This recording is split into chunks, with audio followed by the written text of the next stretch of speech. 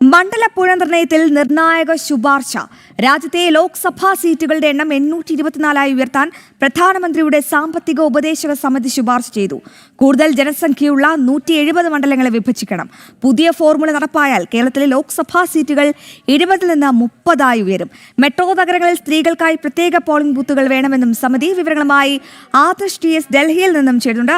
ആദർശ്, ഈ ഡീലിമിറ്റേഷൻ അല്ലെങ്കിൽ മണ്ഡല പുനർനിർണയത്തിന്റെ ഭാഗമായി ഇപ്പോൾ നിർണായക ശുപാർശകളാണ് മുന്നോട്ട് വെച്ചിരിക്കുന്നത്.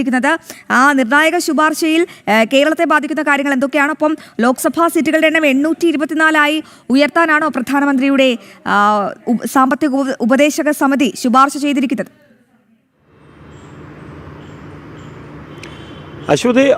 അശ്വതി പറഞ്ഞതുപോലെ തന്നെയാണ് ഈ ശുപാർശ എന്ന് പറയുന്നത് ഈ മണ്ഡല പുനർനിർണയവുമായി ബന്ധപ്പെട്ട് ഒരു നിർണായകമായ ശുപാർശ തന്നെയാണ്. കാരണം കേരളം ഉൾപ്പെടെയുള്ള ചില സംസ്ഥാനങ്ങളിൽ നിന്ന്, പ്രത്യേകിച്ച് തമിഴ്നാട്, കേരളം പോലുള്ള ദക്ഷിണേന്ത്യൻ സംസ്ഥാനങ്ങളിൽ നിന്ന് ഈ മണ്ഡല പുനർനിർണയവുമായി ബന്ധപ്പെട്ട് വലിയ വിമർശനം ഉയർന്നിരുന്നു. കാരണം ജനസംഖ്യ കുറഞ്ഞതിൻ്റെ പേരിൽ തങ്ങൾ അവഗണിക്കപ്പെടുന്നു എന്ന തരത്തിലുള്ള വിമർശനം ഉയർന്നിരുന്നു. ഈ ഒരു സാഹചര്യത്തിലാണ് പ്രധാനമന്ത്രിയുടെ സാമ്പത്തിക കാര്യങ്ങൾക്കുള്ള ഉപദേശക സമിതി നൽകിയിരിക്കുന്ന ഈ ശുപാർശ അനുസരിച്ച് കേരളത്തിലെ സീറ്റുകൾ 20 എന്നത് 30 ഉയരുകയും ചെയ്യും. അത് എന്തായാലും ജനസംഖ്യ കുറഞ്ഞതിൻ്റെ പേരിൽ ദക്ഷിണേന്ത്യൻ സംസ്ഥാനങ്ങളുടെ സീറ്റിൽ കുറവ് വരാത്ത വിധത്തിലുള്ള ഒരു ശുപാർശയാണ് ഈ സമിതി മുന്നോട്ട് വച്ചിരിക്കുന്നത്. 824 രാജ്യത്തെ ലോക്സഭാ സീറ്റുകളുടെ എണ്ണം ഉയരുമ്പോൾ ഉത്തർപ്രദേശിലെ സീറ്റുകൾ 120 ഉയരുകയും ചെയ്യും. മഹാരാഷ്ട്രയിൽ 72 തമിഴ്നാട്ടിൽ 39 സീറ്റുകൾ എന്നത് 59 ഉയരുകയും ചെയ്യും. കാരണം നേരത്തെ വന്ന ചില ശുപാർശകളോട്